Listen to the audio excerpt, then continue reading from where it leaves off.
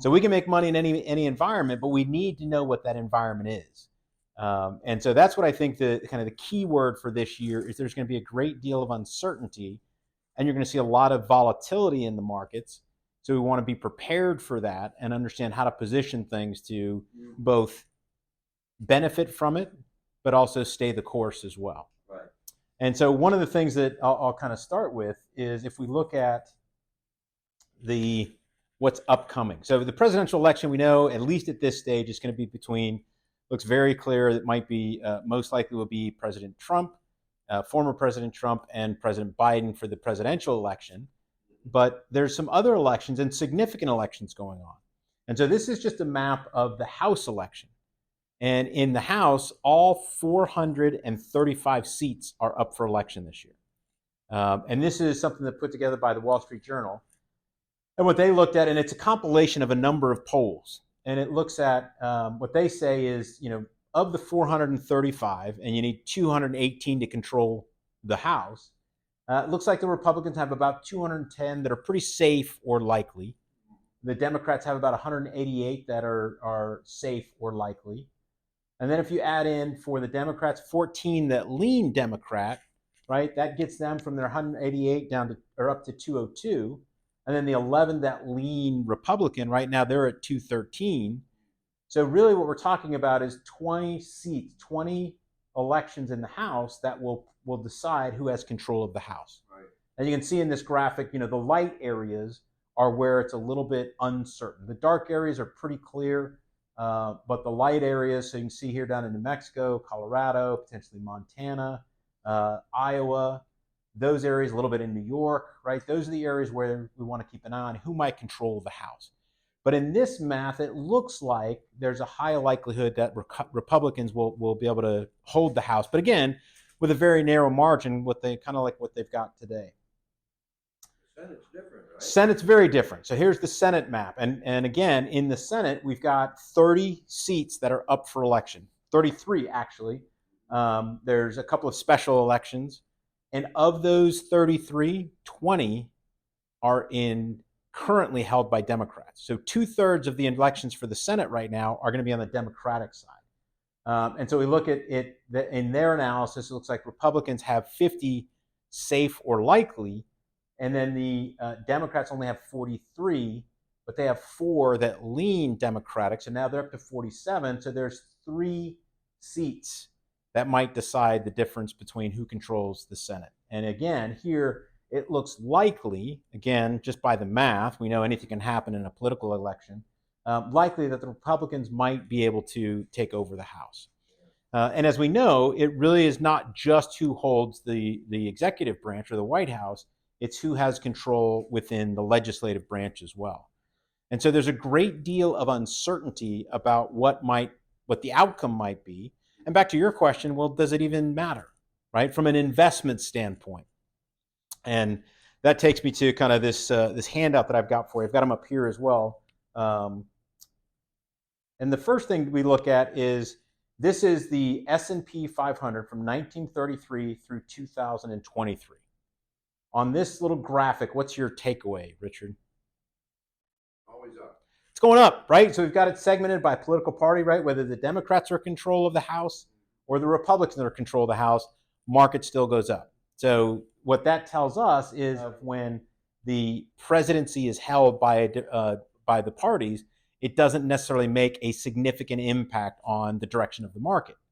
And so when we think about this next year, and there's a great deal of uncertainty, we want to keep that in mind, because we're going to hear throughout this year, oh, this guy's terrible, he's going to ruin the country, democracy is over, and you're going to hear a lot of headline risk, which in the grand scheme of things, given the way that our government is organized, the overall impact that they can have in a short period of time, at least on the investment side of things, is not as pronounced as we might think. And then as we look at, this is a graphic that looks at the primaries and after primaries, the performance. And this dark blue line is non-election years, and the light blue line is election years. And again, we can see the trend is upward. And if we look at the specifics of election years, and you can see here since 1932, stocks have gained an average of 11.3% in the 12 months following the conclusion of primaries. So think about primaries. Are those usually pretty non-contentious events? Everybody's saying good things about each other, about how well everybody's going to govern the world and govern the country. Usually it's pretty contentious, right? They're saying terrible things about each other and, vote for me. And so you can think about the primaries from somebody sitting outside. From an investor perspective, it can be very disconcerting, right? It'd be, oh, this guy wins is going to be terrible, and he's saying these terrible things. So you can see in the primary season, it's very volatile, the markets, because everybody's trying to figure out what's going on, how to position if this person wins or that person wins or this person loses. But what we see is after the primary season, that volatility calms down. And we can see that there is an 11.3% return in the markets 12 months after the primaries. And that's because we're starting to get some clarity, right? That uncertainty is starting to come out of the markets. There's a lot more noise in this period of time. But you can see, there's more, if you follow the trend, right? There's more of an uptrend after the primaries in election years. This still is up, but it's maybe a little bit flatter. And that's why you see they ultimately come to converge, because this is sloping on a steeper slope than the non-election years. So then that says, okay, well, maybe we should start positioning ourselves in certain sectors, because if this person wins, they're going to favor energy. If this person wins, they're going to favor healthcare. Maybe if we can position ourselves in certain sectors, maybe that will be a good way to take part in the market. And if we look at this, what this looks at, it says 1 year before the election is the dark blue bar. 1 year after the election is the light blue bar. And then the dots are the averages. So if we look at, let's use energy, for example, because it's pretty extreme. 1 year before the election, from 1992 to 2022, you can see that there is a range of losses to gains, and the average is about flat.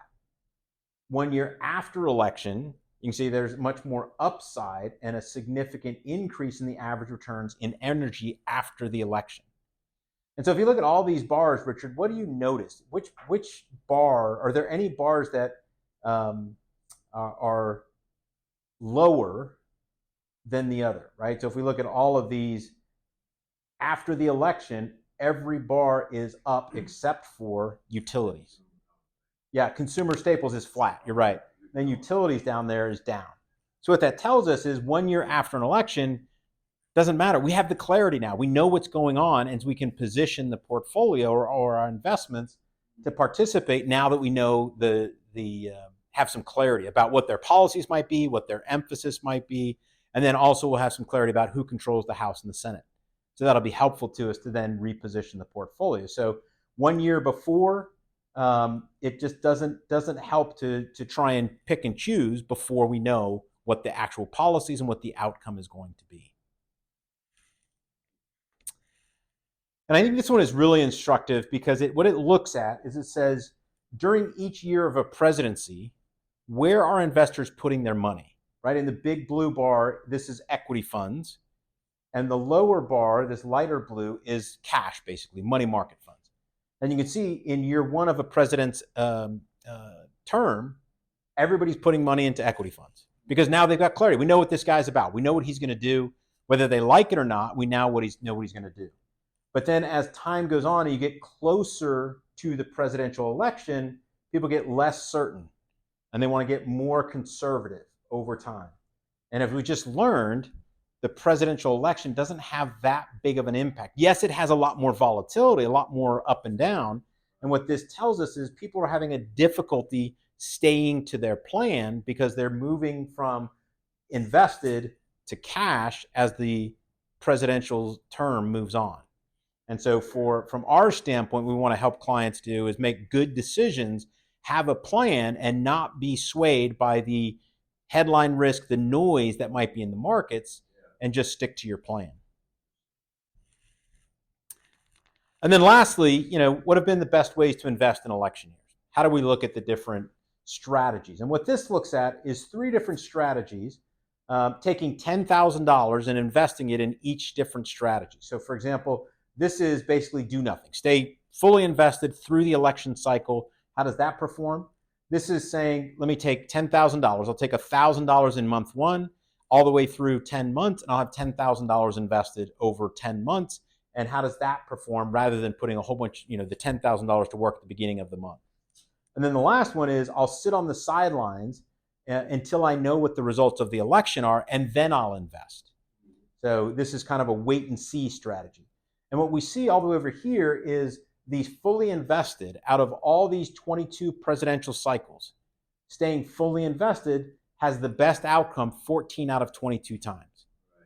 And the consistent contributions has the best outcome out of 5 out of 22 times. And then the sitting on the sidelines has the highest level of worst outcomes of 16 out of 22 being a bad choice. So what we look at is we say, okay, well, for our clients that are currently invested, we want to stay invested. If we're looking to put new money together this year, new money to work, maybe we do some dollar cost averaging. Let's do a little bit every month, maybe for the first 5 or 6 months, and put that to work. So we kind of get the benefit of these two strategies at the same time. And that is proven to be a better strategy rather than trying to sit on the sidelines and wait for the all clear to get back in the markets. In the end, the political process, the election year process from an investing standpoint doesn't have a significant impact on returns. Now, it may have an impact in how you behave with your investments, meaning I can't handle the volatility, let me sell, let me get out, let me get on the sidelines. So a lot of our role in working with our clients is really helping them remember their plan, stick to their plan, and kind of block out the noise, the uncertainty associated with an election year. Stocks have trended up regardless of who's won, right? That's kind of the key takeaway. Primary season is going to be volatile, so just be prepared for it. We often get nervous as we move into the election year, so don't fight the urge to sit on the sidelines. Because as we looked at this previous graphic, right, markets go up over long periods of time.